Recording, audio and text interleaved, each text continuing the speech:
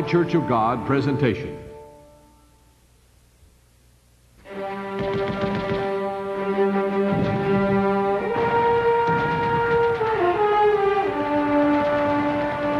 In August 1914, Europe erupted in war.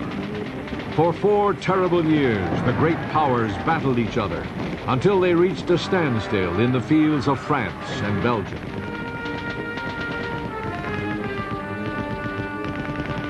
When the conflict was over and the armistice signed, a generation of young men had been slaughtered. Weapons had become so powerful, the destruction so complete. Surely civilization could not survive another war like this. This had to be the war to end all wars.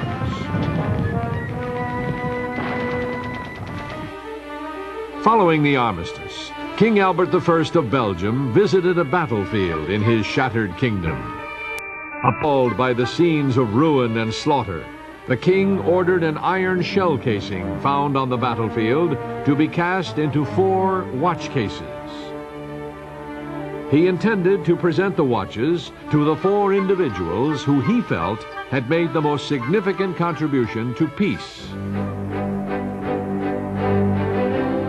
One watch went to Field Marshal Ferdinand Foch, head of the Allied Supreme Command. Another was given to General John J. Pershing, Commander-in-Chief of the American Expeditionary Force. The 3rd watch was presented to France's Premier, Georges Clemenceau, for his inspiring leadership in the dark days of war. But King Albert did not find anyone qualified to receive the 4th watch. When King Albert died, it was passed on to his son, King Leopold III. In 1970, half a century after the end of World War I, King Leopold presented this 4th watch to Herbert W. Armstrong. In accepting it, Mr. Armstrong said, "I feel it was the highest honor the king could have paid anyone. Whatever contribution to world peace I may be making is not through war, but through education, teaching millions worldwide the way to peace."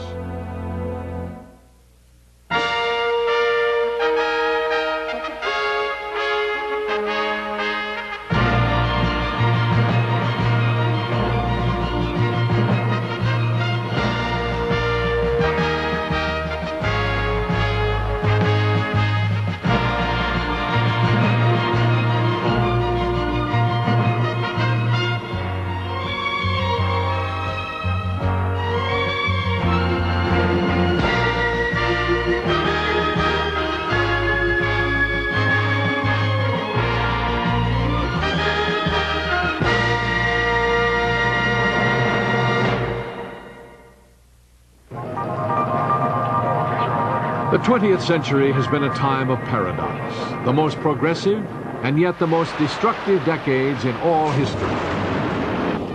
Great advances have been made in science, engineering, architecture, medicine. Knowledge has exploded in nearly every field of human endeavor. And yet mankind is still losing the battle against the age-old curses of poverty, ignorance, superstition, and war. A few men have cavorted in triumph in the dust of the moon, but millions still languish in despair in the dust of the earth. Even as we forge ahead with brilliant progress and incredible inventions, we edge ever closer to a disaster which would make the earth once more without form and void. Is this how it will end? This century of great advancement? And now the weapons exist for the first time in all history when they can snuff out every life of every man, woman, and child on this earth. They can just blast all humanity off the earth until not one of us would be left alive. If some idiot, and he would be an idiot, sets off the nuclear explosion, and today you know that several nations, several smaller nations, have nuclear weapons. And they could start it, and it would go to Russia and the United States and the big nations, and finally there wouldn't be any humanity left. Most of us are asleep, and we don't realize what's going on all over the world. I am a voice crying out in the wilderness, the Babylon of religious confusion, of educational chaos and materialism, of political confusion and trouble in the governments of the world, all arming to have war and more war, in a society that is bankrupt, in an economic system that is bankrupt, in that kind of a system. And I'm here to bring you the truth. So I ask you to open your ears and to listen, because you don't hear this from any other voice. Why do we have these... Herbert Armstrong has been a voice of sanity in these decades of confusion. World leaders have said... He has traveled the world, meeting heads of state of many nations. He has met the only two ruling emperors since the end of World War I, Emperor Haile Selassie of Ethiopia and Emperor Hirohito of Japan. He has also met with presidents and prime ministers of many nations: the United Kingdom, Kenya, India, Israel, the Philippines, and Indonesia. He has also met all 7 prime ministers of Japan since 1970.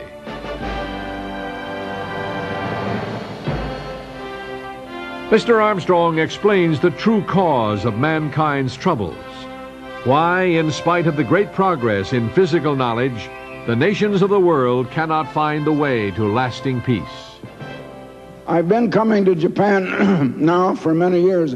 I'm a little hoarse tonight. You'll have to excuse me. I was speaking quite a while last night to many readers of our magazine, The Plain Truth, and I find that I'm a little hoarse.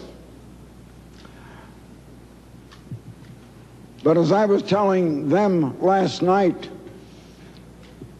I have seen so many things happen in this world in the almost 90 years that I have lived. I have seen miraculous things happen. I have seen awesome progress. But also I have seen appalling troubles and evils happening in the world, and it is becoming worse all the time. I have to ask why. Why the paradox of awesome progress and awesome accomplishments, sending men to the moon and back, jet plane travel, the miracle of television, the many things that we have today, and still so many troubles and so much sorrow and sickness all over the world. Mr. Armstrong has carried a message of warning and of hope to leaders in every corner of the world.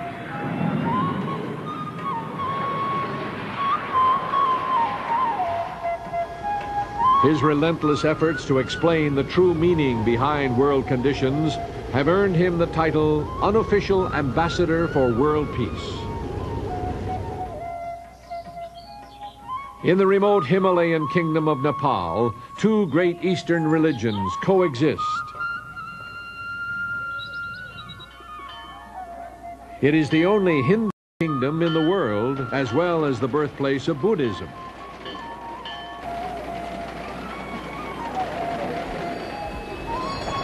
In the Kathmandu Valley, hundreds of gods are an age-old testimony to the dominant role religion plays in the people's way of life. It has given me a great honor and privilege to introduce such a great man who is visiting our country. A person like Mr. Herbert W. Armstrong.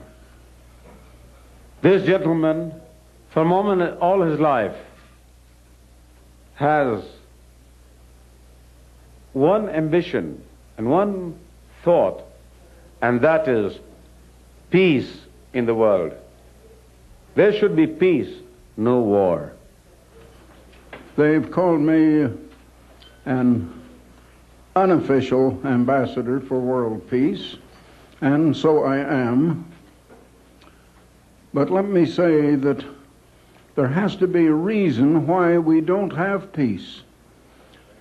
And you cannot have peace until there is something that will cause that peace. And there has to be a reason why something has caused us to have just the opposite of peace in this world today. And I'm afraid so many don't understand that. Now, in the world today, there are many different ideologies and philosophies and religions, and everybody seems to think that their own, of course, is the right one and the only one that is true and correct. And I did not come to bring any religion or philosophy or ideology, but just to state a few facts that are facts. We do not have peace and will not have peace until human nature has been changed. Herbert W. Armstrong is able to survey the 20th century from a unique perspective. In his long life, he has seen the coming of the inventions that have made possible the modern age: the airplane, radio and television, the computer, space travel. Inventions that have changed our world, but not our thinking. In his lifetime, there have been two major attempts by the nations to bring about world peace. After World War I, the victors formed the League of Nations. Hopes were high that the world's governments could now act collectively to prevent war. But the League failed. It was unable to restrain the aggression by the fascist dictators in the 1930s. In June 1945, Mr. Armstrong, as an accredited press representative, was present at the signing of the United Nations Charter at Herbst Theater in San Francisco. The United Nations was a sincere effort to preserve the peace by a world tired of war. But the nations have continued to fight, oblivious to the only way to halt the endless cycles of death and destruction. Now, I'm not going out to crusade and just stop all wars. I can't do that. I have enough sense to know that I can never do that. And there is no man on earth who can. It is only the great Creator who can, and it's because we do not rely on the Creator for the knowledge of how to live and how to do, and because we just look to ourselves, that we find we're helpless before our problems. The world does not know how to live because it does not rely on the great Creator that is above all the gods and above all that is worshipped, above all of the ideas of human beings. But most human beings know nothing of that God. I can just tell you that Mr. Armstrong is an ambassador from a kingdom that is not of this world, with a message about government, law, war and peace, and the plan of God. That plan and the course of events that have led to our dangerous modern world were outlined long ago in the much misunderstood prophecies of the Bible. Over 4,000 years ago, God made a promise to the faithful patriarch Abraham. Because Abraham had obeyed him, God would raise up from him a chosen people who would become a model nation. If they would be faithful and obey God, He would bless them above all the nations of the earth. God kept his promise.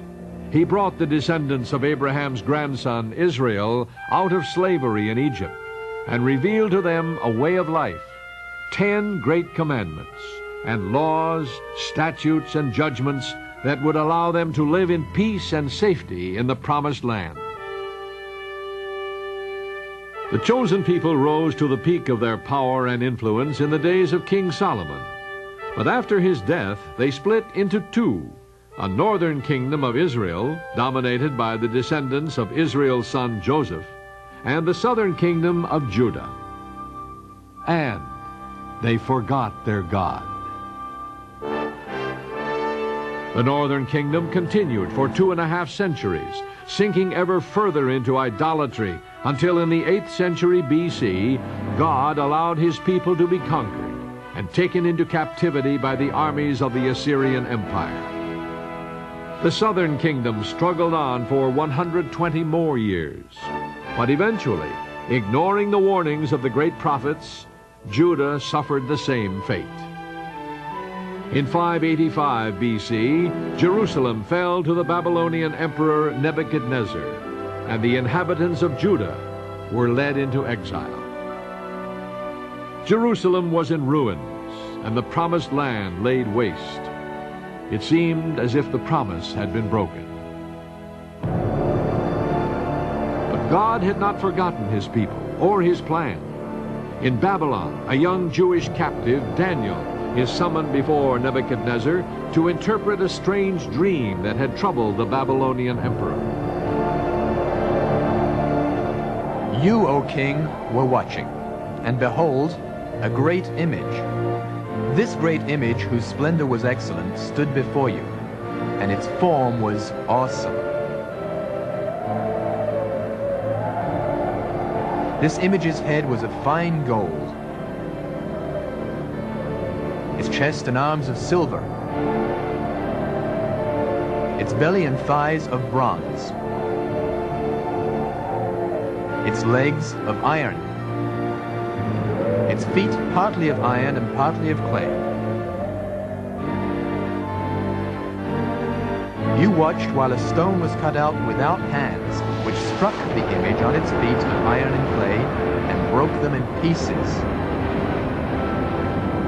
And the stone that struck the image became a great mountain and filled the whole earth. Then Daniel explained the meaning of Nebuchadnezzar's dream. You, O king, are a king of kings, for the God of heaven has given you a kingdom, power, strength, and glory. You are this head of gold. But after you shall arise another kingdom, inferior to yours. Then another, a third kingdom of bronze, which shall rule over all the earth.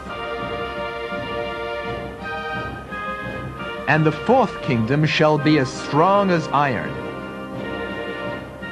And like iron that crushes, that kingdom will break in pieces and crush all the others. Whereas you saw the feet and toes, partly of potter's clay and partly of iron, the kingdom shall be divided. Yet the strength of the iron shall be in it. So the kingdom shall be partly strong and partly fragile, just as iron does not mix with clay. And in the days of these kings, the God of heaven will set up a kingdom which shall never be destroyed. It shall break in pieces and consume all these kingdoms, and it shall stand forever. In one startling prophecy, God had outlined the course of world events for thousands of years into the future. During the next few years, God continued to give Daniel details of the 4 great empires that would dominate history. After a startling dream, Daniel awoke to write down the frightening revelation. I saw in my vision by night, and behold, the 4 winds of heaven were stirring up the great sea, and 4 great beasts came up from the sea, each different from the other. The first was like a lion, and had eagle's wings.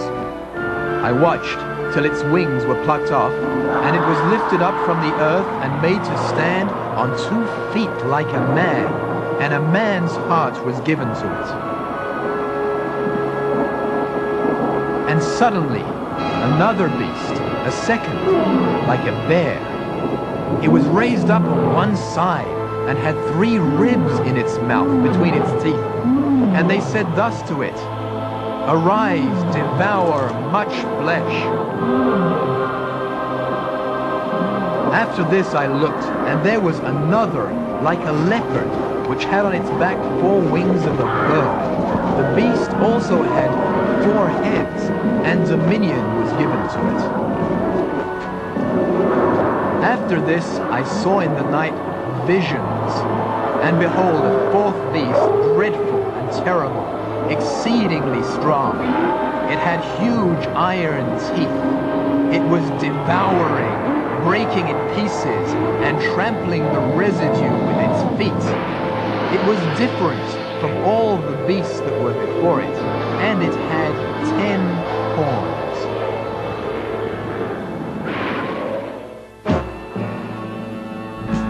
Daniel laid a foundation, but he was not given full understanding. That would not come until many centuries had passed, and the world was in the tumultuous age spoken of in prophecy as the time of the end. When that time came, God would raise up another servant who would take a message to all the world, a world on the brink of destruction. And God has sent me to the kings and to the tops of nations even. And this gospel of the kingdom is going to all the world. Now what is going to happen? The hydrogen bomb has come. And you will read back in Ezekiel, the 6th chapter, that all of the great cities are going to be leveled and destroyed. I'm telling you that a time more terrifying than anything that ever happened is soon going to happen in this world. It's time we wake up. It's time we get our eyes open. We have lost God. We have forgotten God. And God is going to step in. Satan is ruling this dark world, and it's an unhappy world. And God has sent me to preach this gospel. The other ministers, the other churches are not preaching that gospel of Jesus Christ. They preach about Christ, but they don't preach his message. They preach about the messenger, but they don't preach the messenger's message. They ask Christ what will be the end of the world. The end of the world is when this gospel of the kingdom is preached, and you are seeing it. You're seeing me here, I'm preaching it. This work that has grown into international scope began in 1934. The 30s were difficult times. The United States and Europe were in the grip of the Great Depression. In Germany, a madman had begun to lead his nation down the road to ruin. In 1934, although most did not recognize it, the world was entering the time of the end.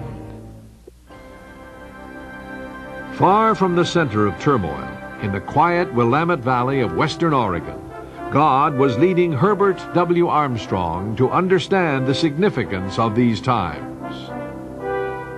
In his autobiography, Mr. Armstrong tells how his eyes were opened to see that the prophecies of the Bible had an urgent message for the modern world.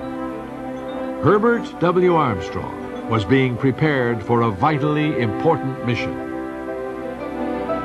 When God uses human instruments to do his work, things start small. To begin with, there was just Mr. and Mrs. Armstrong and a group of humble co-workers.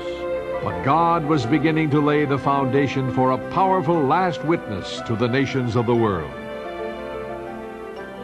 Using the experience gained in business, Mr. Armstrong organized the work into a 3-point plan: a weekly radio program, a monthly magazine, and a continuing series of personal lectures and campaigns. The World Tomorrow grew from one program on a 100-watt station to a radio and television program that is now heard and seen on hundreds of stations around the world. From an even humbler beginning, The Plain Truth has steadily increased in quality and circulation until today it reaches into nearly every country on earth in many languages with a readership of millions.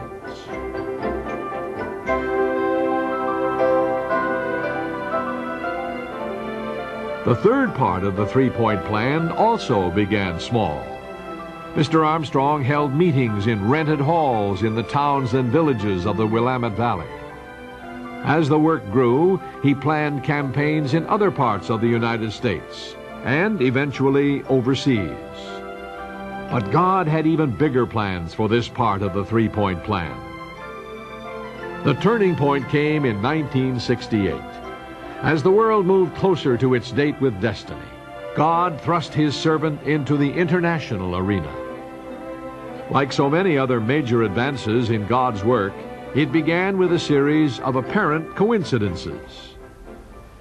It will be 20 years this year that we have been associated with Herr and Frau Hennig. We got to know them years ago at Bonn because of a visit of Mr. Manescu, who was the foreign minister of Romania. And something very interesting developed later, and maybe Frau Hennig would like to tell us that story. Yes, we were looking for a particular camera. I don't quite remember which type, but in any available in Germany, and Mr. Schnee pointed out that maybe in Belgium or America. Anyway, we drove to Belgium because we had an acquaintance there who has a wholesale camera business, and we asked him, and he told us that he thought he could get this camera for us. Both we and Mr. Schnee wanted one. And then we stayed on a while until we were able to get a camera. And Herr Roland invited us to join him for a cup of coffee in his private apartment upstairs. Upon that occasion, something very special happened. Maybe you would like to tell that, Mr. Schnee. Yes. Herr Roland, during this visit, handed me a stack of photographs. And I was looking at these photographs, and as coincidence would have it, just before this, Dr. Hay had given me the job of looking for color pictures because the Plain Truth magazine had just gone to full color, and we were desperate to get all kinds of color pictures. So I thought, well, these pictures would be wonderful. There were so many really good shots from all over the world, and I said to Herr Roland when he came back into the room, we would certainly like to buy some of these pictures for our magazines. And he sort of smiled knowingly and shook his head. He said, no. He said, you won't be able to buy these pictures. And I said, well, why not? He said, well, these were taken by King Leopold of Belgium. And he said, one thing, a king could not get involved in a commercial venture. But secondly, he said, anyway, he uses all of his photos for his own publications. And I remember saying, well, I still mean what I say. We could use these pictures for our publications. And I had almost forgotten about the incident when about a week or 10 days later, suddenly the telephone rang. And Herr Roland was on the other side, quite excited. Herr Schnee, I've just come from the king. And the king says that he wants to meet you and talk to you about his photographs. And he would be willing to sell them to Ambassador College. But he said, before you come, could you bring something over so that I could go to the king and explain to him what Ambassador College is, the Plain Truth magazine, and who this man Herbert Armstrong is? And I said, certainly, I'll come right over tomorrow. And when I went, this time I took the 1966 envoy with me. Now this was in 1968. And the biggest envoy that had appeared to that time was this 1966 issue. And I took this envoy and I went through it page by page with Herr Roland and described to him what Ambassador College is and the work of God and Mr. Armstrong and what our goals are, what we hope to accomplish, and so on. And the next day, Herr Roland then went to the king and explained the envoy to him as good as he could after I had shown him the envoy.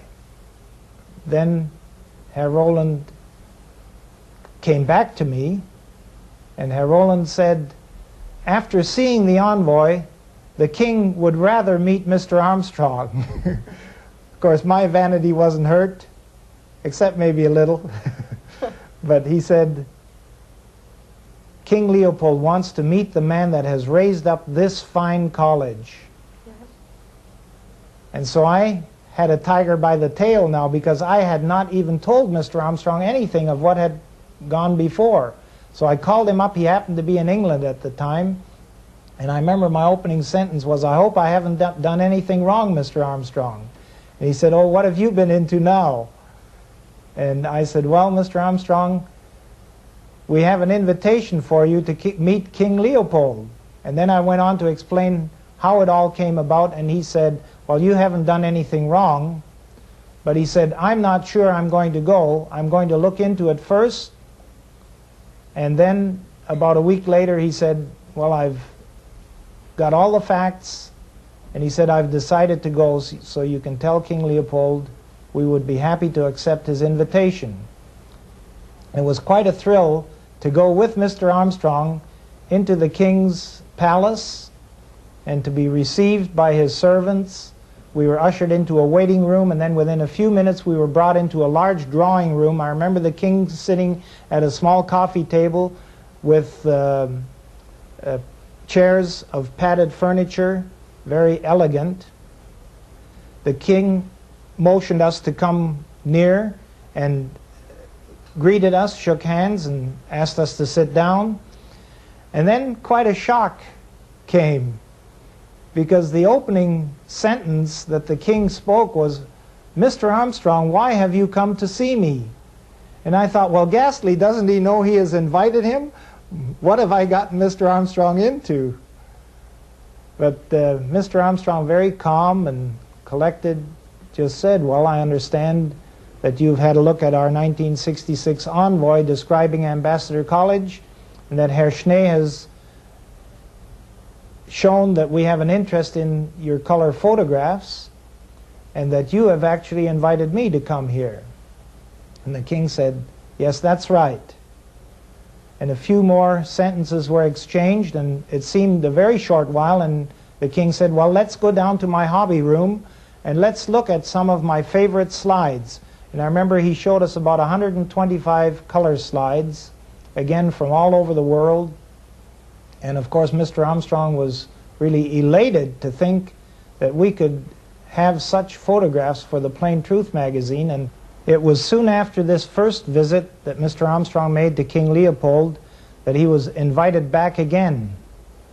And Herr Roland told us later that it was a rare thing that a guest would be invited on the second visit already to meet the family and to have dinner with the family. Finally, I remember King Leopold visiting our college in Bricket Wood in England, and then later visiting the college at Pasadena and speaking to the student body. And of course, a very deep friendship developed. And then from there, the King Leopold introduced Mr. Armstrong to other personages in high office, and Mr. Armstrong began visiting leaders all over the world. And it's so hard to believe now, but you can see that God always provides the right people at the right time. Just because of a camera we needed, we went to Belgium and we met Herr Roland, and just because of this remark that I made about these photographs that Herr Roland handed me, and because of the need of them for the Plain Truth magazine, we saw this whole thing develop into Mr. Armstrong going to leaders all over the world as an ambassador for world peace. Since that first meeting in 1968, God has brought Mr. Armstrong before many of the world's most powerful and influential men and women. The walls of Mr. Armstrong's study in Pasadena are lined with mementos of those visits, gifts from the leaders of great nations and small.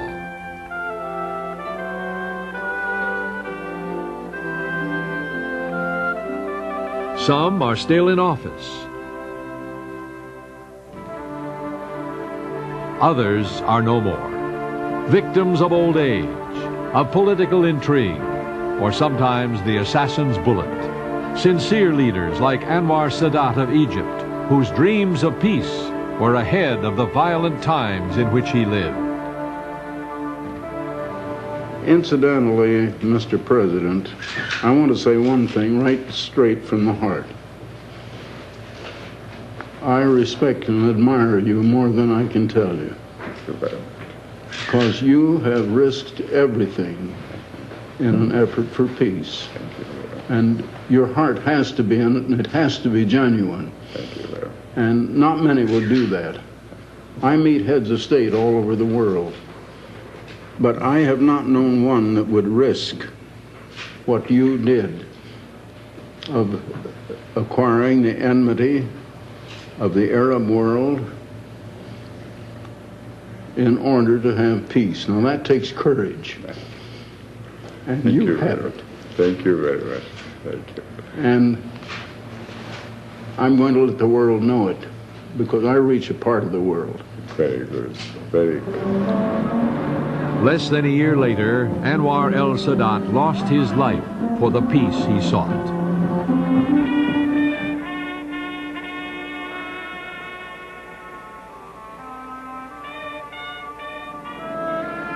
Shortly after the assassination of President Sadat, Mr. Armstrong returned to Egypt.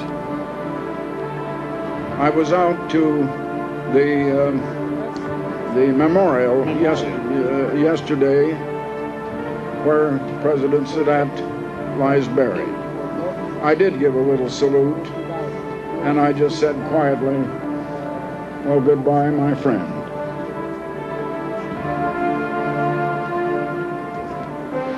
But leadership must continue, and the reins of government were passed on to the new Egyptian president, Hosni Mubarak. During this trip, Mr. Armstrong met with the new leader of Egypt. I'm not in politics. I'm an observer. I just look on. I represent God, Allah, and all people. Not any one nation, not any one religion, not any one government. But I'm a friend of all, and I work for peace among all nations. And that is a contribution to peace. And as I say, we are not going to be able to bring peace ourselves. It'll be brought to us.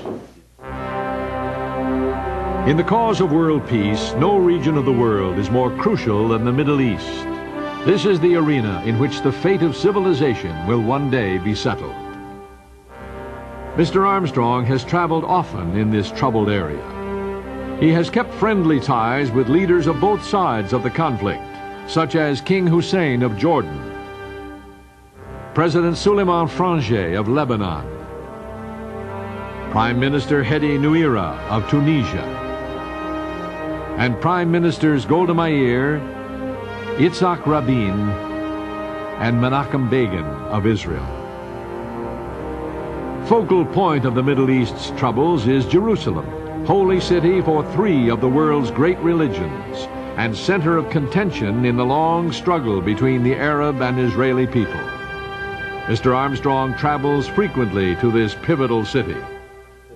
Well, I think I've met every prime minister of Israel since 1968, and every president. Well, I'm sure that all of them, including myself, appreciate very much what you are doing for this city, old and new, to excavate, to participate, and God bless you.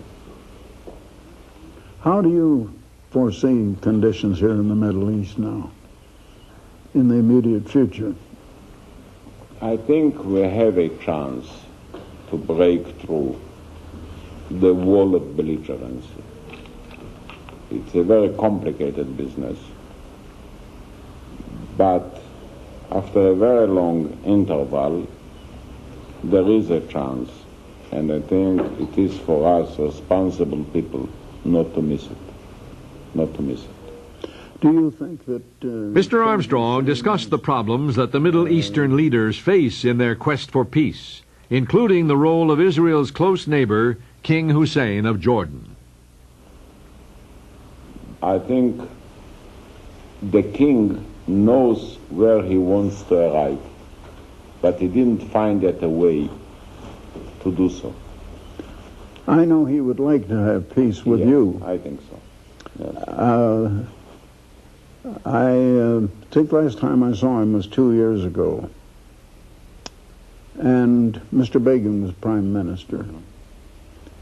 I said to King Hussein,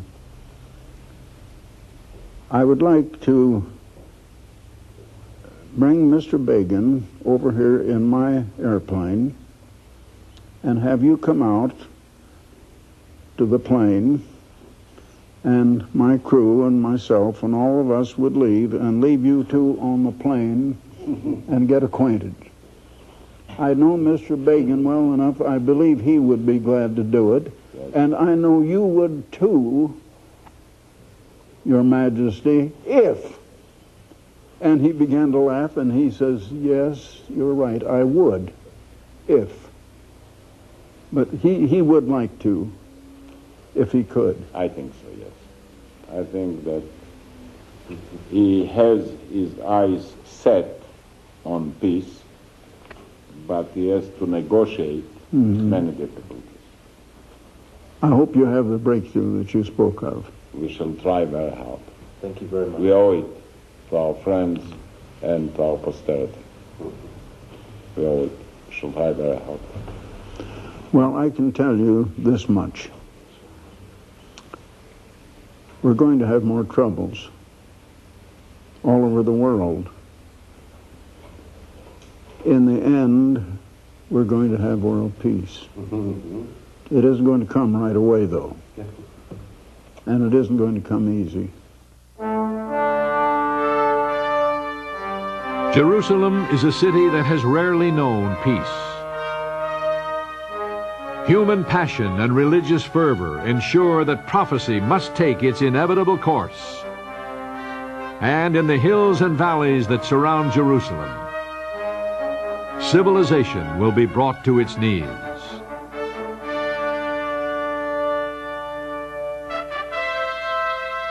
But God's work can focus on the future, when Jerusalem will be the center for worldwide peace and cooperation.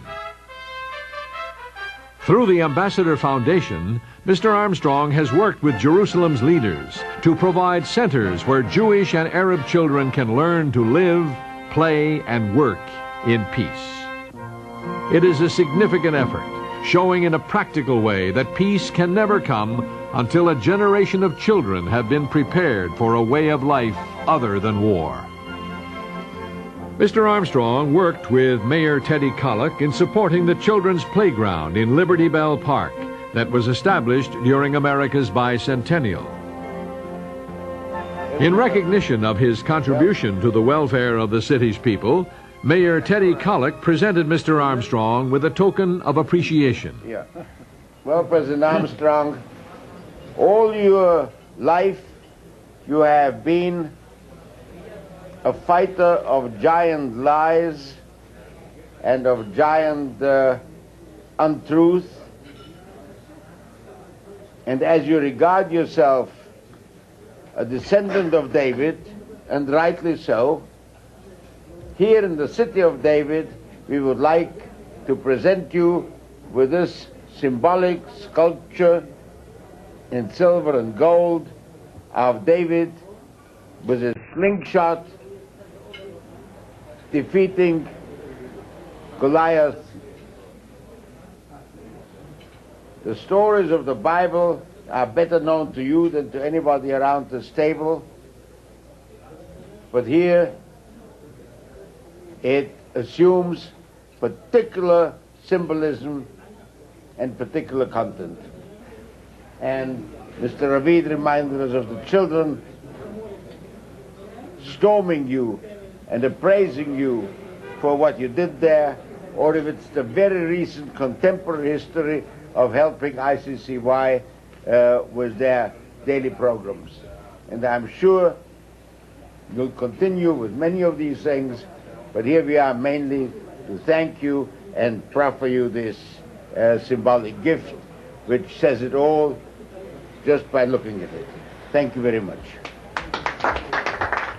Mr. Armstrong then reminded his hosts of the key role that Jerusalem plays in world events, now and in the future. Jerusalem is a city with a very remarkable history, more than almost any other city. The eternal God himself says that this city is destined to become the greatest city in the world and in fact in the whole universe. This city is someday going to be the capital of the universe, because this city is going to exist forever. It may still undergo some more changes, but it's going to endure. And you can't say that of any other city on earth. Christ's apostles first preached the gospel to the people of Jerusalem nearly 2,000 years ago. Those first apostles traveled thousands of miles on foot, on horseback, and by sailing boat, preaching the gospel of the kingdom of God throughout the Roman Empire. Today, the message is the same, but the end-time work has a means of transportation that makes it possible to travel more miles in one day than a lifetime of voyaging in the first century. The first airplane to be used by Mr. Armstrong was a Falcon fan jet. This was replaced by the larger and longer range Gulfstream II. The G2 served the work faithfully for 14 years, logging more than 3 million miles. In 1983, it was decided to replace the G2 with the similar but greatly improved Gulfstream III. The G3 was built at the Gulfstream Aerospace Assembly Plant in Savannah, Georgia.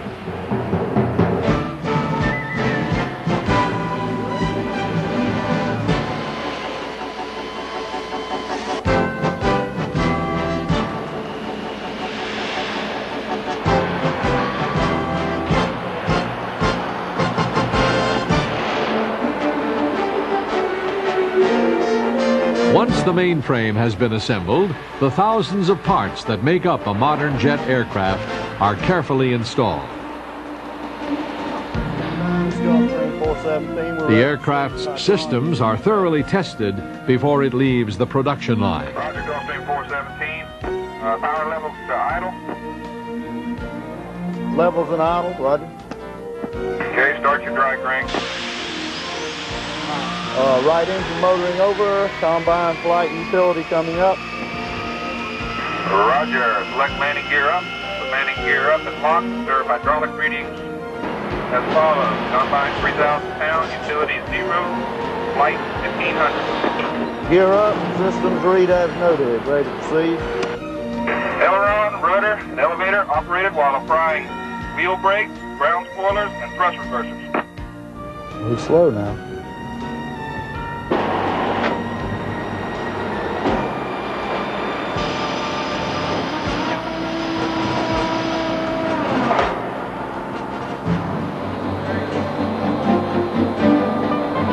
With all systems functioning, the moment comes for the rollout.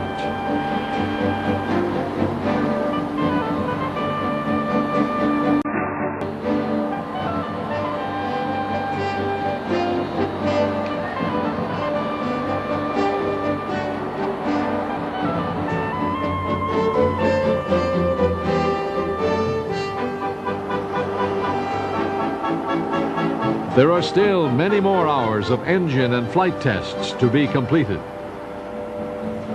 But eventually, it is time to add the finishing touches.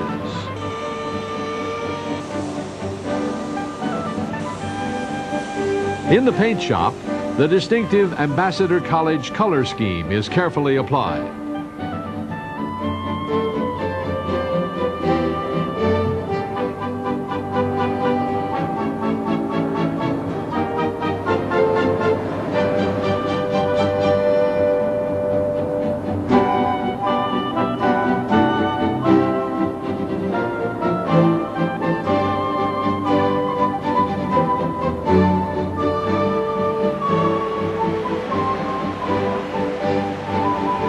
Meanwhile, in the cabinet shops, the interior fittings are being built.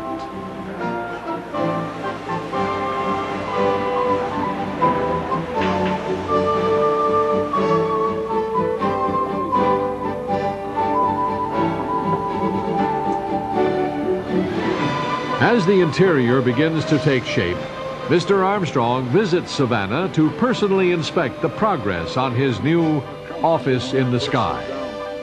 Everything must reflect the high standard that people around the world associate with Ambassador College and the work. The G3 can fly at 85% of the speed of sound, about 637 miles per hour. It can travel non-stop for 4,370 miles at an altitude of 40,000 feet. Cabin pressure is maintained at a comfortable 6,000 feet. With its advanced design and sophisticated equipment, the G3 is considered to be the finest medium-sized jet passenger plane in the world.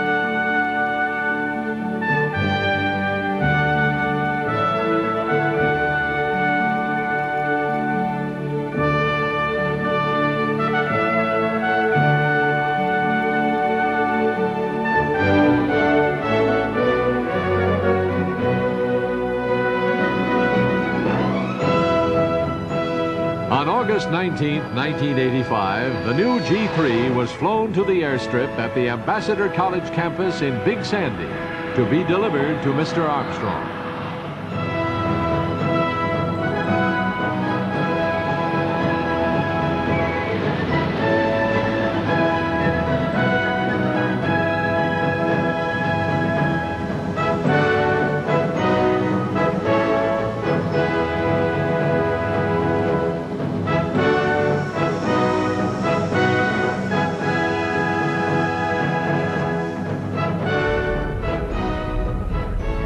Very impressive. Yes, she's a beauty, isn't she? Looks just like the G2. This is 111 Alpha Charlie. Delivery of the G3 111 Alpha Charlie. Yes, sir. All ready is all yours.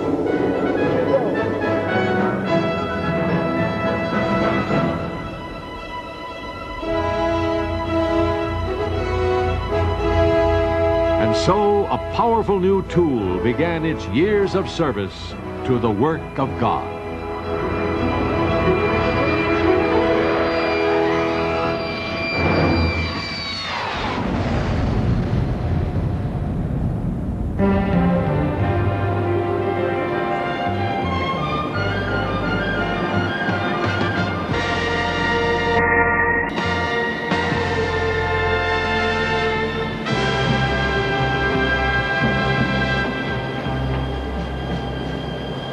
Home base for the G3 is Burbank Airport, 15 miles from Pasadena. The ground crew prepares it for an extended trip to South Asia and the Far East. Baggage and food are loaded aboard, and final preparations are made.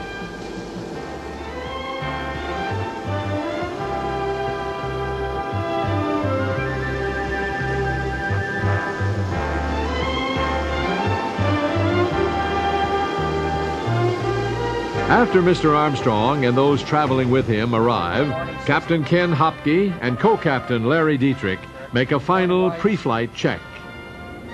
Autopilot, craft change, craft change. Check. APU is Burbank clearance, Gulfstream 111 Alpha Charlie is ready for ATC clearance. November 111 Alpha Charlie, you're cleared to the Honolulu Airport via the Canoga 5 departure. Fillmore transition. To Fillmore, then flight planned route. Maintain 7,000. Expect flight level 39er within 5 minutes after departure. Departure control frequency 124.6, squawk 0385. Hey, ready for taxi. Understand. Clear right? On make a right 270 on the nose, my friend.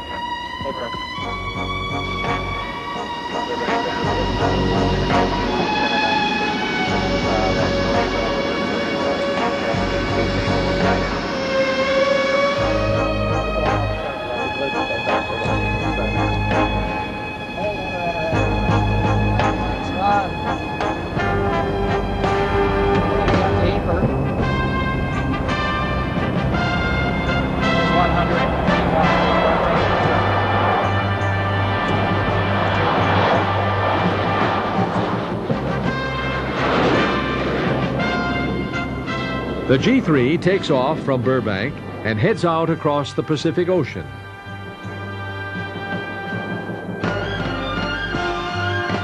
Mr. Armstrong uses the many long hours of flying to catch up on essential writing.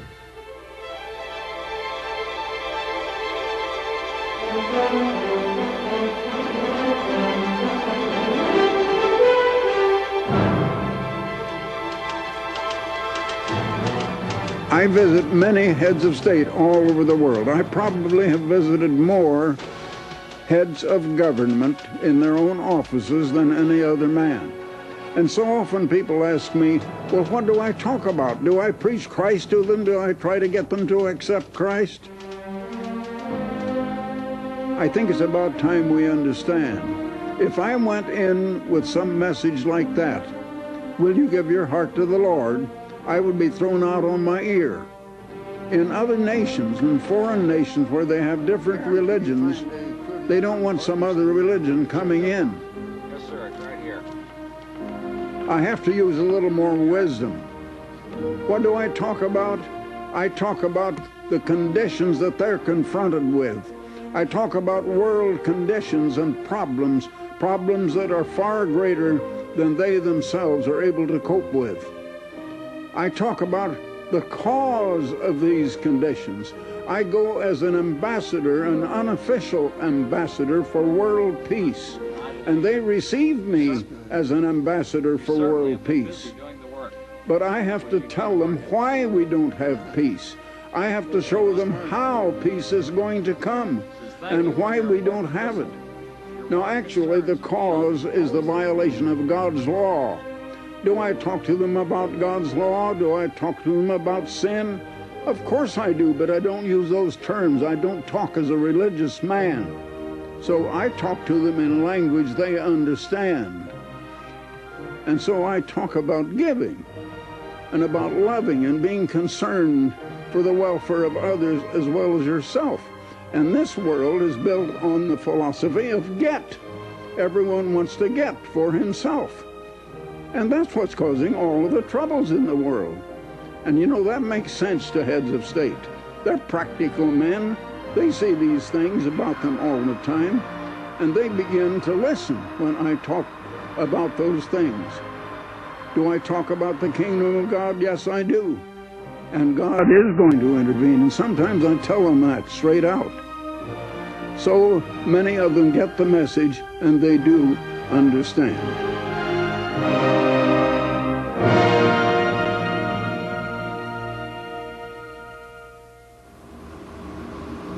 After many hours of flying, the pilots prepared to land in Beijing, capital of the People's Republic of China.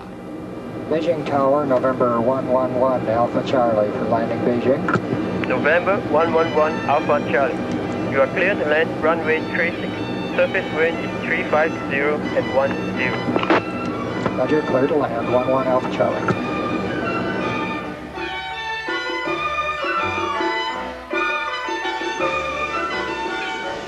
Mr. Armstrong was met by an official delegation from the Soon Ching Ling Foundation and the Chinese People's Association for Friendship with Foreign Countries.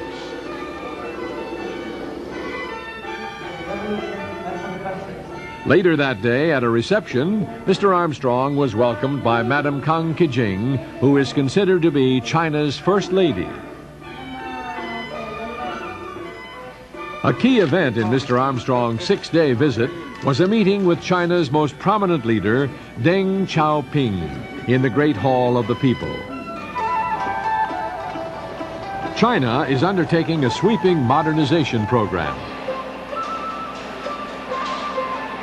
Great progress has been made in this huge country in the last 35 years, but China still has a long way to go in achieving success and prosperity for her vast population. Deng Xiaoping has been frank in admitting that mistakes have been made, and under his leadership, China is making important changes as they prepare for the last decade of the 20th century and beyond. Just across the way. Mr. Armstrong is also frank in telling his Chinese hosts the root cause of humanity's problems and the ultimate change in direction that must be made before any nation can have lasting peace. I would just like to say that we're living in a world of contrasts, a world of awesome progress, advancement in technology, in engineering, in production of every kind, and yet at the same time, a world that is filled with evils, and the evils are multiplying more rapidly than the progress. Why do we live in such a world? Why cannot we solve all of the problems? Why cannot we have world peace? I can answer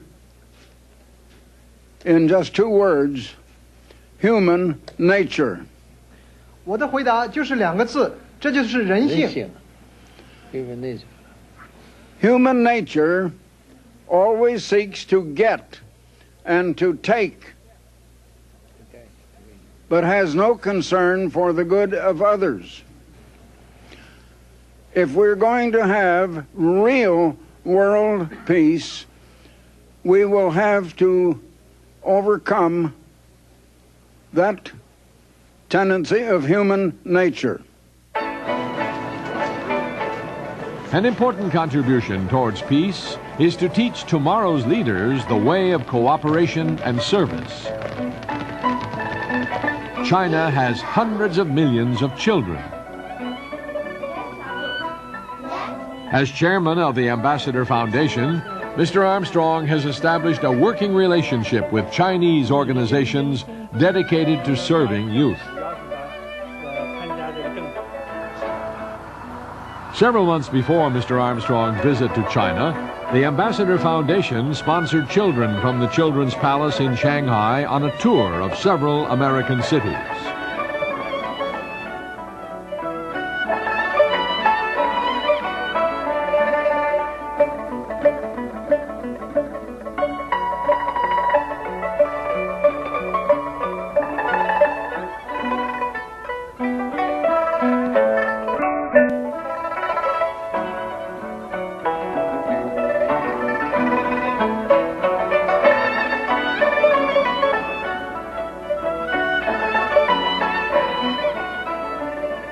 They had stayed on the Ambassador campus and visited with Mr. Armstrong at his home.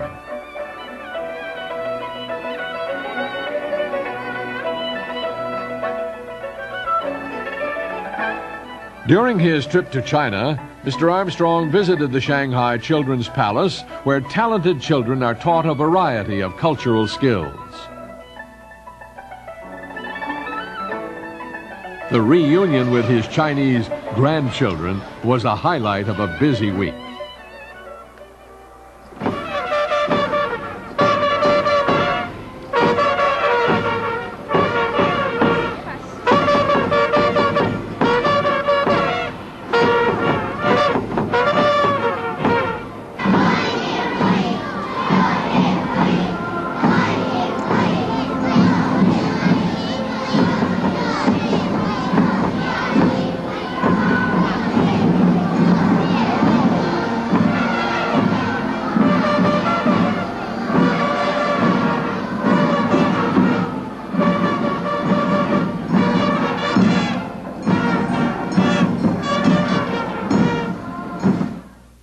At a banquet in Shanghai's Jinjiang Club, Mr. Armstrong delivered a parting address.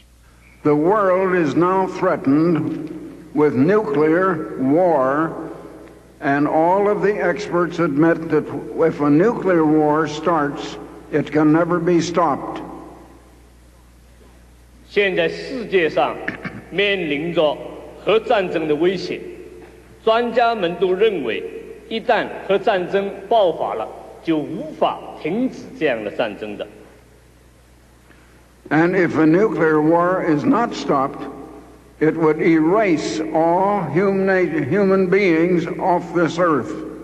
An important business magazine in the United States carried an editorial which said it would seem that the only hope of humanity now lies in the sudden appearance and intervention of a strong hand from someplace. The editor who wrote that was referring to the Creator God who created all mankind. And I tell you tonight, by his authority, that he will intervene and will save humanity, and we will have world peace. 我今天晚上想告诉你们，只有上帝的权威才能加以干预，才能给世界带来和平。But when the great Creator does intervene and rule all nations on the earth, he is going to begin teaching us peace by working with the little children. After leaving China, Mr. Armstrong and his party traveled on to several other Asian countries.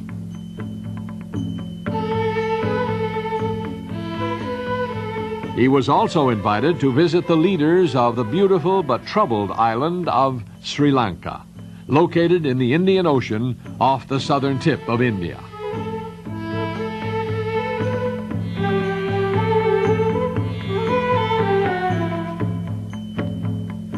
Sri Lanka should be a blessed land.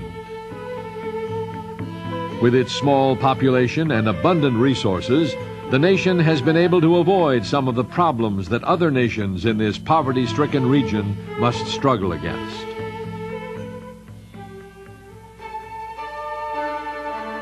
Sri Lanka has embarked on an ambitious development scheme to harness the waters of the nation's largest river and open up thousands of acres of arid land for settlement and cultivation. Mr. Armstrong was asked by the Sri Lankans to view this vast project now in the final stages of completion.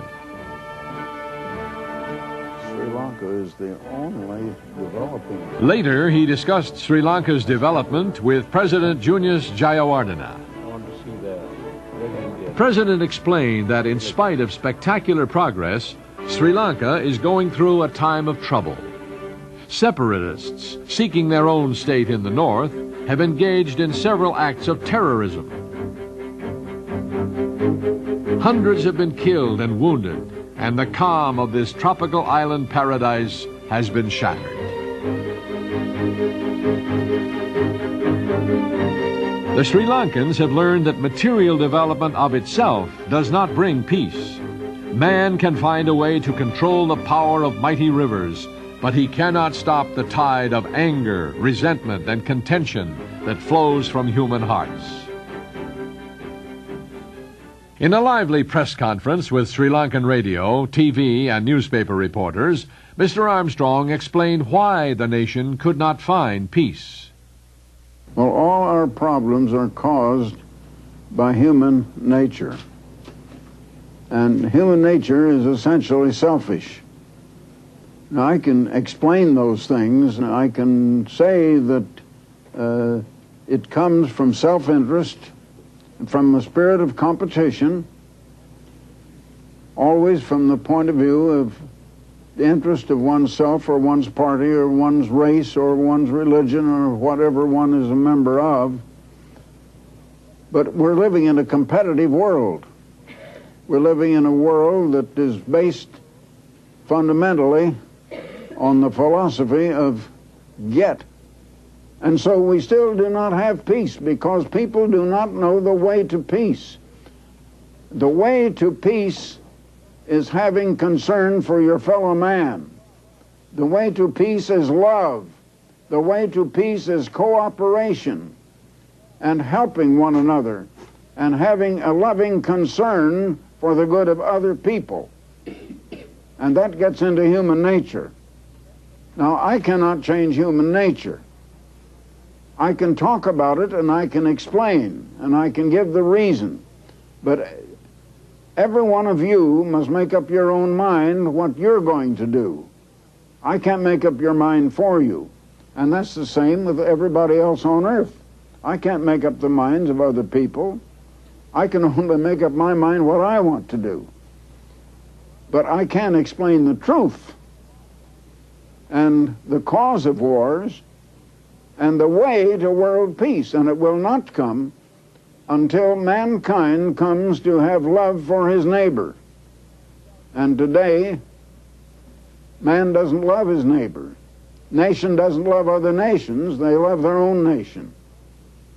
And so we have competition, and that leads to, often, to war, and individuals come to what you're having here right now.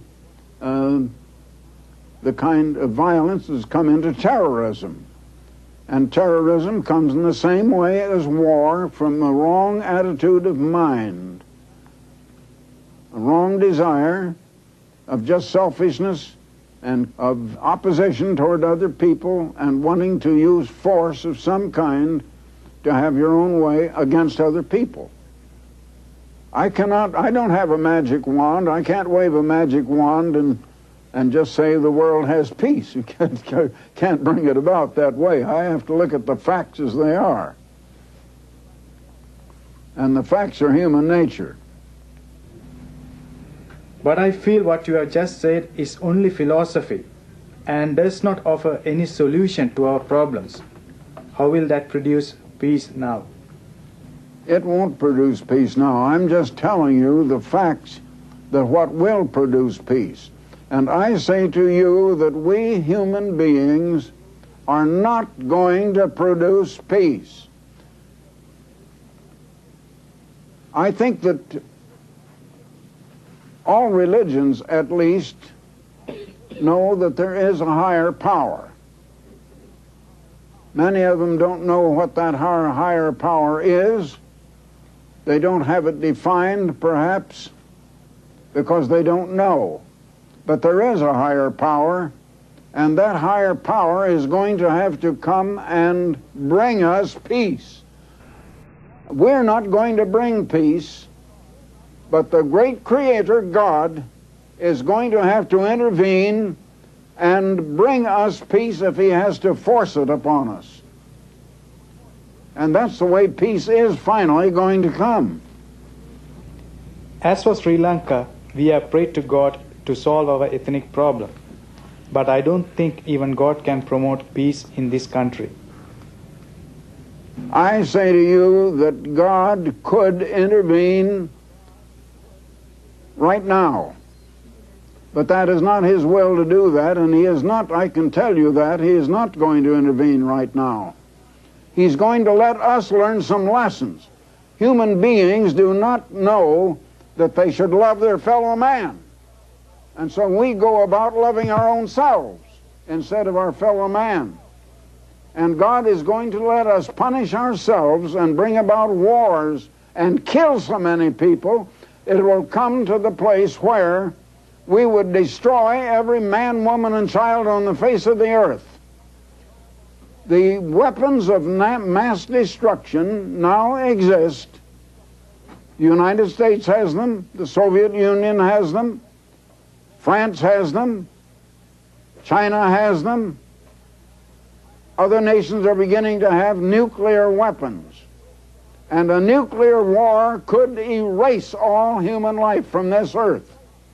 And conditions are going to come, and men are going to go on fighting one another, and men are going to go on. I can't change their minds, and no other man can change their minds. And men are going to have to learn that lesson. They're going to come to the place where they would destroy the last man or woman and child on earth. Then the supreme God is going to intervene before that happens. And He is not going to intervene until we learn our lesson. Humanity won't learn. I can tell you the way to peace, but you won't believe me. You men right here won't believe me. The world won't believe me. And I can't bring peace unless you would believe me, and you won't. I'm speaking very plainly. I represent that higher power. And I know what He proposes. And I know what He is going to do. And He won't do it until we have punished ourselves to the place where we're willing to submit to Him. The trouble is, neither side in this problem that you're having here right now is willing to submit to that higher power. And as long as you won't, you're going to fight and have trouble. And we're going to have to come to the place where we have to rely on Him to do it for us. In Colombo, the capital city, Mr. Armstrong explained the purpose of the Ambassador Foundation to Sri Lankan Prime Minister Ranasinghe Premadasa. I'm sure you understand that the Ambassador Foundation is not religious. I do. It's neither political nor religious. It's separate. It is supported by the church. Yes. But it is not religious in itself at all. And even the church is not proselyting and is not seeking members. And so we have nothing to gain. But perhaps we may have something to give. Right. And the more you give, you gain. That's right. Well, as has been said, it's more blessed to give than to receive. That is so. And I find that is actually true. If you endeavor to gain, you won't get anything. I think that's the basis of the trouble in the world. Right. The people in the world are all trying to gain and to get. Greed. And not to share or to give. But sharing and giving is by far better. That's right. And will lead to peace instead of troubles. If people had more concern for others than themselves, and we weren't competitive, but we were cooperative and helpful to one another, we'd have peace. We are very thankful to you for taking time off to visit our country and discuss matters with us, and for the great service you are rendering to to mankind. After leaving Sri Lanka, the G3 flew across the Bay of Bengal to Thailand. Mr. Armstrong has enjoyed a warm friendship with Thailand's hard-working King Bhumibol and Queen Sirikit. He has been impressed with their outstanding example of service to their people. Since 1971, the Ambassador Foundation has aided their Majesties in projects to encourage the hill tribes to replace the opium poppy with a more profitable and less destructive cash crop. In a visit to Thailand in 1984, Mr. Armstrong was invited by Queen Sirikit to fly with her in the royal helicopter to a remote hill tribe settlement close to the border between Thailand and Burma.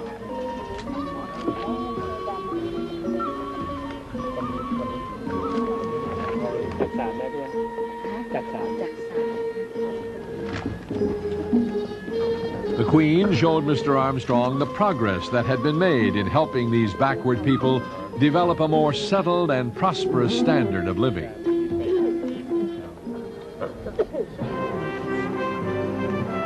Knowing Her Majesty's dedication to helping Thailand's poor while preserving their heritage, Mr. Armstrong assisted her in promoting a greater knowledge of fine quality Thai handicrafts.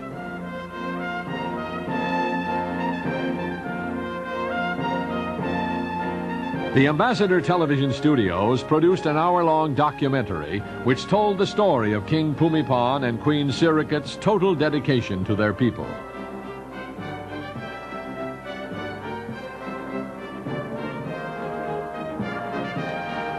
Mr. Armstrong personally presented their Majesties with this videotape production. The royal family has honored Mr. Armstrong several times, decorating him in recognition of his long friendship and service to the Thai nation. Thank you, Your Majesty. A highlight in the long and productive relationship came in March 1985 when Her Majesty accepted Mr. Armstrong's invitation to visit Ambassador College for several days.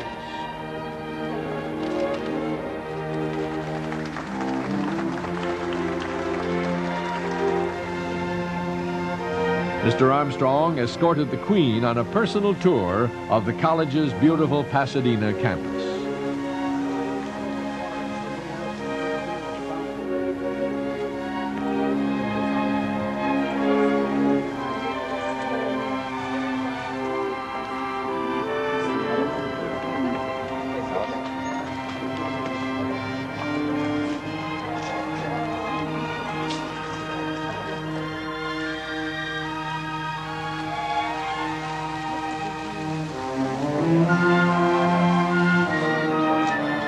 Queen Sirikit also attended a number of banquets and receptions in her honor. Present were many state and local dignitaries. So I think Mr. Armstrong and my husband have the same goal, the common goal, that is the harmony, the world harmony, and better understanding between people in all over the world. In conjunction with her visit, the largest display of ancient and modern Thai treasures ever exhibited outside of Thailand was showcased in the lobby of the Hall of Administration.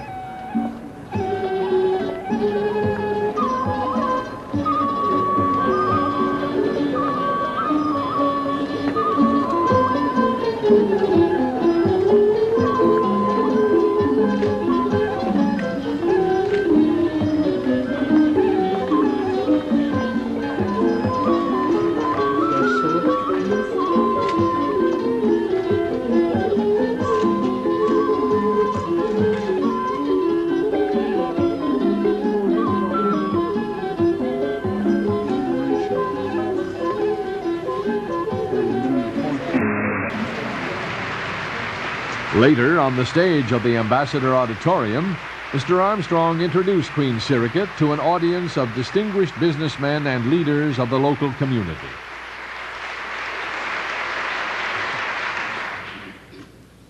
Ladies and gentlemen, and before I introduce Her Majesty, the Queen of Thailand, I'd like to say a few things about the royal family of Thailand. Their Majesties, the King and Queen of Thailand, have devoted their lives to the welfare of their people, to serving them. They go out among them personally. I spent one day with Her Majesty, the Queen, among one of their nomad tribes in the north. And their Majesties are interested in going up and working with them. So now it's my very great pleasure to introduce a very dear and affectionate friend, Her Majesty, Queen Sirikit of Thailand.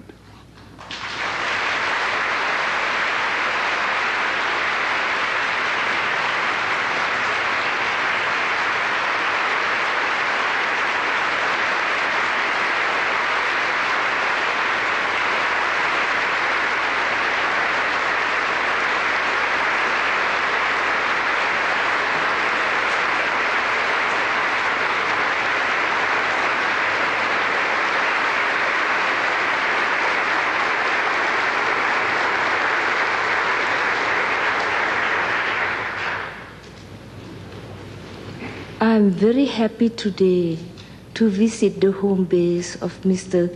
Armstrong, a gentleman whom I consider to be my true personal friend, as well as a friend of all men of goodwill in this world. Because of his wisdom, far-sightedness, and humanitarian heart, he knows it is meaningless to talk about security, democracy, and international cooperation when a large number of people still hardly have enough to keep body and soul together. I know that his financial aid to various projects has been extremely generous, but I think that he is most appreciated because of the spiritual impact he makes. To those who meet him, he is the symbol of the warm-hearted citizen of the advanced countries who is willing to understand, give encouragement, and lend a helping hand when needed. If the people of the world are ever to reach their full potential, it is important that the educated in all nations learn to cooperate and serve those less fortunate than themselves. The United Nations has been the most successful instrument for international cooperation so far. In the closing days of World War II, representatives of 51 nations met in San Francisco to lay the foundations of an organization that they hoped would once and for all provide a forum where nations could work out their differences at the conference table rather than on the battlefield.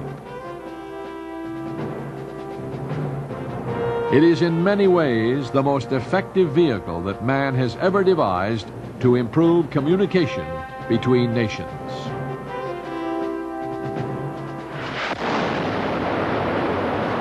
But in spite of dedicated and sincere effort, the United Nations has been unable to keep the peace.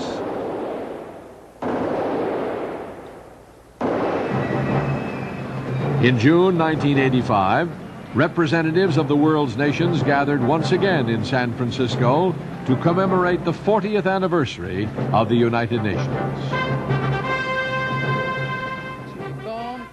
Delegates reviewed 40 years of achievement and considered the future of the World Organization. Mr. Armstrong had reported the 1945 conference for The Plain Truth. Today, he has met with more heads of state and leaders of government than any other man alive. He was afforded a position of honor during the days of discussion and debate. If you asked me, what does the United Nations need most? More power or more money or both? My answer would be, the United Nations needs above all the love, the understanding, the interest, and the support of the peoples of all nations. The hardest thing for human beings to do is to set lofty goals and work hard for them, while recognizing that they may never be fully realized. Yet this is what the United Nations is really all about. The failure of the United Nations to meet all its lofty aims is no cause for despair. We should continue to set high goals that inspire us to work harder and to persevere. It is said, according to United Nations studies, that we've had 154 conventional wars since 1945, fought on 71 countries, on the ground of 71 countries, with over 20 million people dead. It continues, even at this moment in time, at a measured loss of life of 1,000 people a day, 30,000 a month, ad infinitum. What would we do without the United Nations Forum on Arms Control and Disarmament? It is entirely possible that without it, the doomsday clock would already have struck midnight. Perhaps we can meet here again in San Francisco, 40 years from now, in the year 2025. And in the interim, because of the tireless work which is done, sanity may have intervened, and we will then be at a conference discussing a convention on the control of the proliferation of plowshares and pruning hooks. As one who has devotedly sat on the sidelines of the Security Council for nearly 40 years, perhaps I may be forgiven for saying that there are moments, or have been moments, and still are, when I feel that only an invasion from outer space is likely to reintroduce to the Security Council that spirit of unanimity and collegiate responsibility which the authors of the Charter were talking about. I sincerely hope I may be proved to be wrong. UNESCO, the UN has... Only 3 of the original signers of the United Nations Charter are alive today. They were invited to attend the commemoration conference and speak to the delegates. We who came together in those early days of the UN know that the most and certainly the best we could do at that time was to build the foundation. We can pride ourselves that the foundation is still intact. But the structure of a genuine peace has yet to be built. This is the continuing challenge for all those who understand that the human race cannot survive in a condition of world anarchy. It's not enough for the young generation to say we do not want a nuclear war. That's obvious. But if there is to be peacekeeping, there must be peacemaking. And the United Nations needs a tremendous expansion in the way in which solutions are worked out and brought forward. When we look ahead to the years of peace, we find that distressingly little is being contemplated to be done in this conference in the realm of the mind and spirit. It is to the spirit and mind of man, to his ideas and his attitudes, that we must devote considerable attention if the peace is going to be truly won. Unless we secure the right conditions for spiritual and intellectual health, and unless we determine the right positive ideas for which man should live, I am afraid all our work in this conference may prove to have been in vain. Have this particular... After his speech, Dr. Malik privately discussed with Mr. Armstrong what he considered to be the missing dimension in the philosophy of the United Nations representatives. There is an old wisdom in the Middle East with which we are fully acquainted. You know, history began in the Middle East. I mean, the history of the Western world began in the Middle East, in Mesopotamia and Egypt, on the shores of Lebanon, the Phoenicians, then in Jerusalem, and so forth. One of the basic things that you find everybody believes in, everybody without exception, in every village in Lebanon, in every village in Egypt, everywhere. One of the fundamental things which nobody talks about here, because now you have, with all respect for you, now you have outgrown this old wisdom of the Middle East. One of the important things that we talk about is the devil. I'd like to see one man speak of the devil. Now, the devil has penetrated human hearts everywhere. In your heart, sir, and in mine, the devil is contending with Christ all the time. He's contending with him in all sorts of ways. I can reveal them to you at length. So we believe that the devil is at work in the midst of all these events, and while the devil is at work and has not yet been completely conquered, vanquished, we will never have peace. We will never have peace. You think the United Nations is going to bring about peace so long as the devil is around?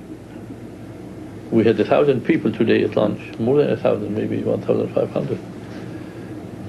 I was sitting down and thinking all the time, Mr. Armstrong, all the time, what is going on in the minds of these people?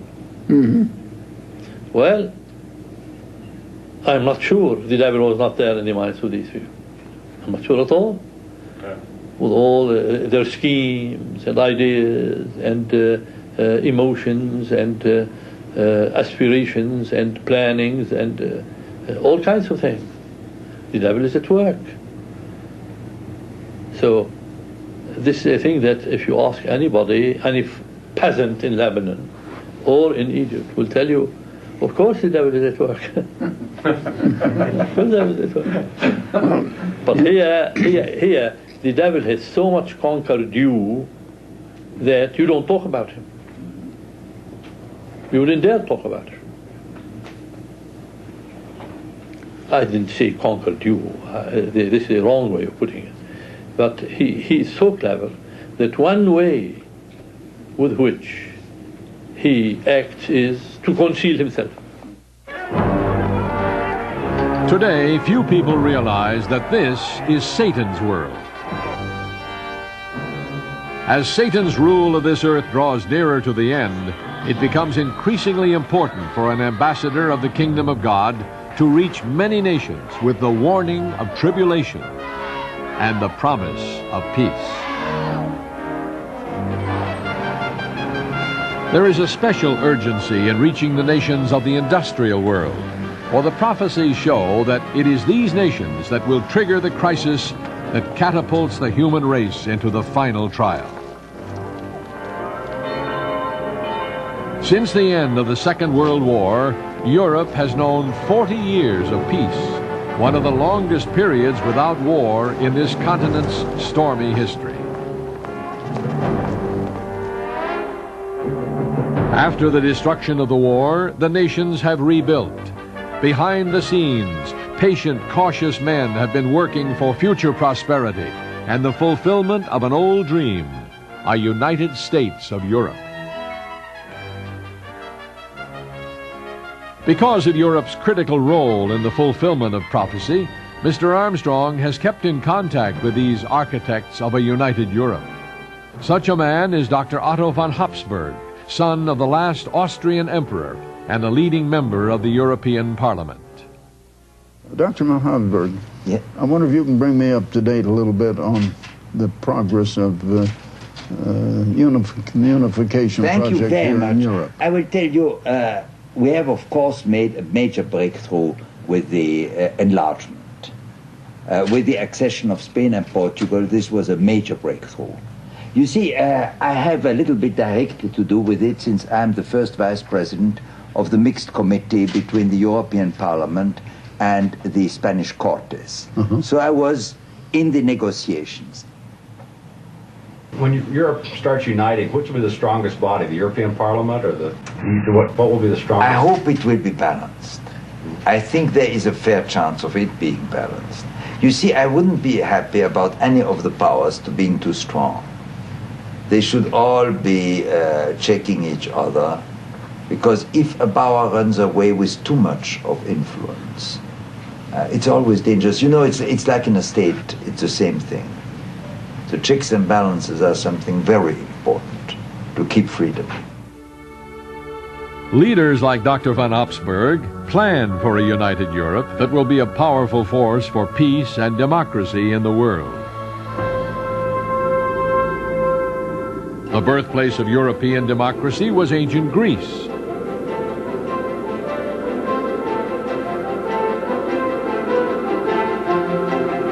The Apostle Paul once proclaimed the true gospel to the superstitious inhabitants of Athens. 2,000 years later, Mr. Armstrong confronted political leaders and businessmen in the Athens Rotary Club with the truth about the future of Europe.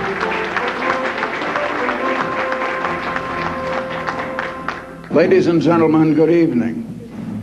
It certainly is a great honor to be able to speak to the Rotary Club here in Athens, Greece, one of the most ancient cities in the world and the home of education, scholarship, and culture, one of the oldest cultural cities in the world.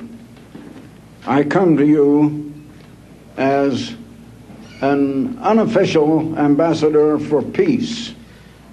Armies do not bring peace to a country. We have not learned the way to peace. Yesterday, I was having a meeting with some of the officials of your country, and there was considerable discussion about the plans for the unification of Europe. And as one of your officials said, world peace depends upon European unification. I want to tell you something more about the coming unification of Europe. We not only have language barriers between the nations and nationalism, different aspirations, and all that sort of thing, and differences which have to be overcome, but many of the political leaders feel that they do not want to be church-dominated, and yet they're not going to be able to get together without the cohesiveness of church domination and the church bringing them all together. You see, even the church is divided between East and West. I can tell you, however, that I fully believe that rift is going to be healed. And I fully believe that unification will be unexpectedly and suddenly achieved, and the whole world is going to be stunned and astounded when it is announced that there is, in the continent of Europe, a new political unification, a nation as great or greater than the Soviet Union or the United States of America. Many listen respectfully, but they do not believe. The old nations of Europe are tired of war. They seek unification only for peaceful purposes. It is a bold dream, but the prophecies show that the union of the nations in Europe will result not in peace, but in the most terrible instrument of destruction the world has ever seen. The course of a united Europe was charted long ago in the days of the prophet Daniel, when the destiny of this world passed into the hands of 4 world-ruling empires. Daniel had seen 4 beasts representing those empires. Then I wished to know the truth about the fourth beast. Thus he said, "The fourth beast shall be a fourth kingdom on earth, which shall be different from all other kingdoms, and shall devour the whole earth, trample it, and break it in pieces. The 10 horns are 10 kings who shall arise from this kingdom." And so God revealed that the fourth beast represented the fourth empire, which would continue in one form or another to the time of the end. Babylon fell to the Persian Empire in the 6th century BC. The Persians ruled the world for 2 centuries, until 333 BC, when the armies of Alexander destroyed Persia's power. This third empire, like unto a leopard, endured for nearly 3 more centuries before falling to the might of the Romans. And so, in 31 BC, the fourth beast was born as an empire, a power that would influence the affairs of the world until the second coming of Jesus Christ rescues mankind from its clutches. It was in the heyday of the first stage of the Roman Empire that Jesus Christ revealed the final details of its role in world history.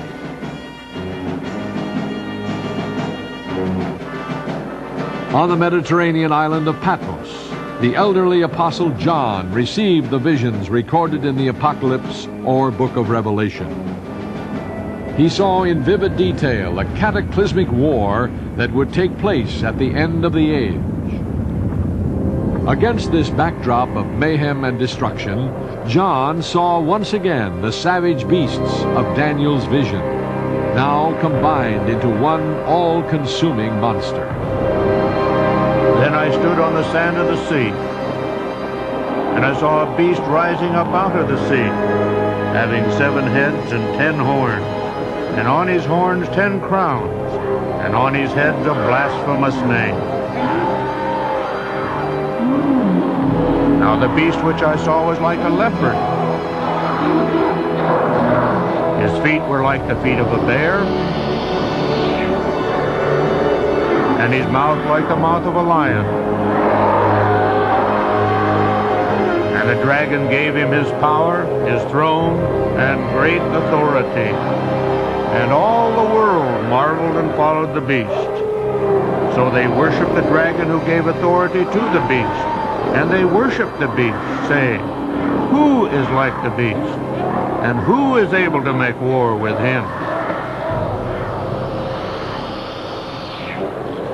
Here then is a beast of fearsome proportion. The majesty of Babylon, the relentless force of Persia, the speed of the 4-headed leopard of Greece, all combined to produce the formidable military might of the Romans. The 10 horns represent 10 governments to be formed from this beast, for it would arise again and again, casting its terrible shadow across nearly 1,600 years of history. The old Roman Empire fell in AD 476. 3 kingdoms supplanted it: the Vandals, the Heruli, and the Ostrogoths.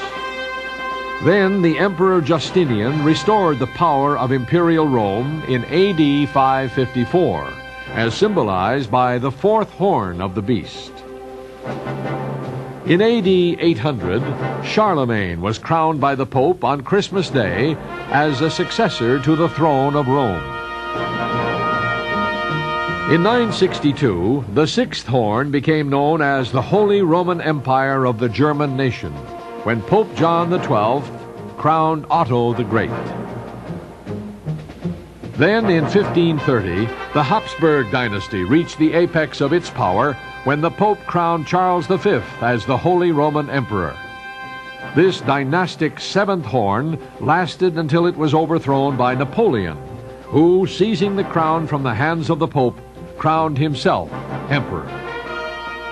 Napoleon's short reign ended in 1814, a date recognized in history as the end of a government that lasted 1,260 years from the restoration of the Roman Empire in the West by Justinian.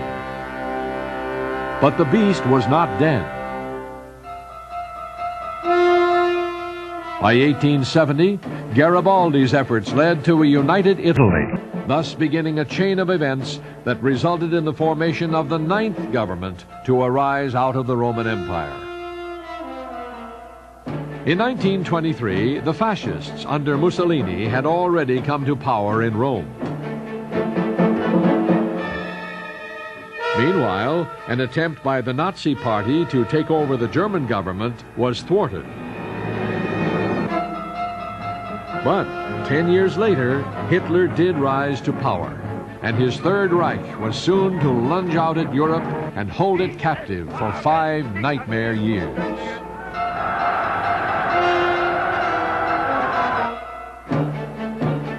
Hitler drew inspiration from ancient Rome.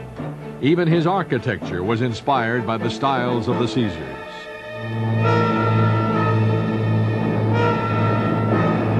Before this 9th fearsome horn of the Roman Empire had been crushed in the ruins of fascism and the Third Reich, much of Europe had been reduced to rubble.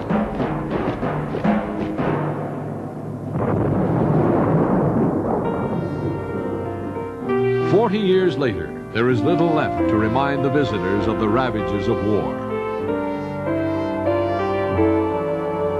A place where Hitler once goaded his people into frenzy is now a park where old people stroll and children play.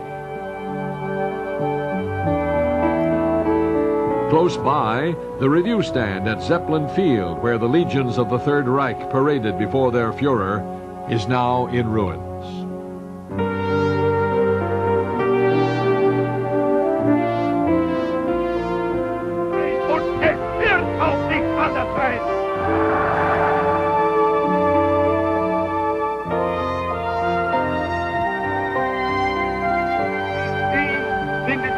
Hände gebe, die es in Deutschland gibt.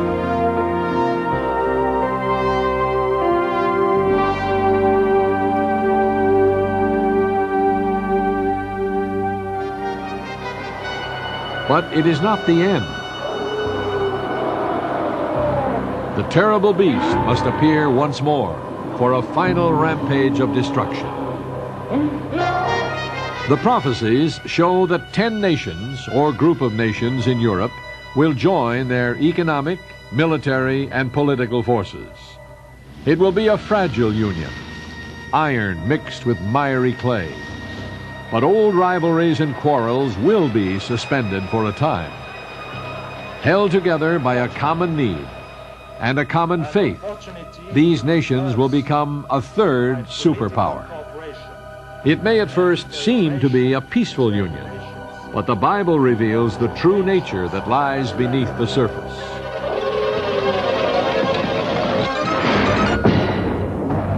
Goaded into action, the beast will wreak havoc on the earth.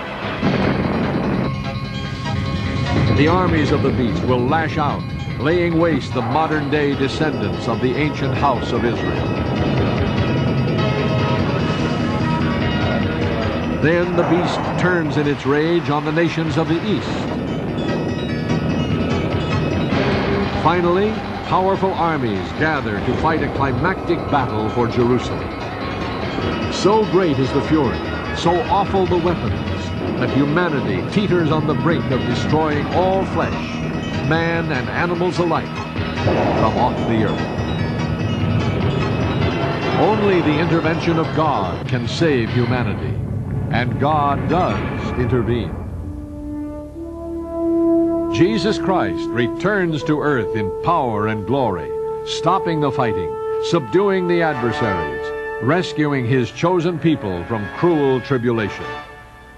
Then this world, this civilization that has known so much misery and destruction, will be over.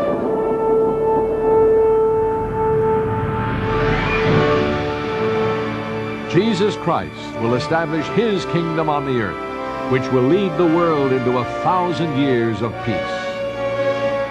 Leaders of nations will come to this kingdom, eager to be taught the way that leads to peace. They will come to a tranquil land, developing in happiness and prosperity, living in harmony with God and His laws. Many then will remember that in the last days of that past civilization, an ambassador of this kingdom came to them with the advance news of a peaceful world tomorrow. And I am here to announce to you tonight that God is going to let this world come crashing down. But it's going to be replaced with a far better world that will be filled with love and with peace and joy and happiness and with greater production by far than anything we've dreamed of having yet, and where everybody will be well educated and rightly and properly educated. I feel the responsibility, and a voice has to cry out in this wilderness of religious confusion, this wilderness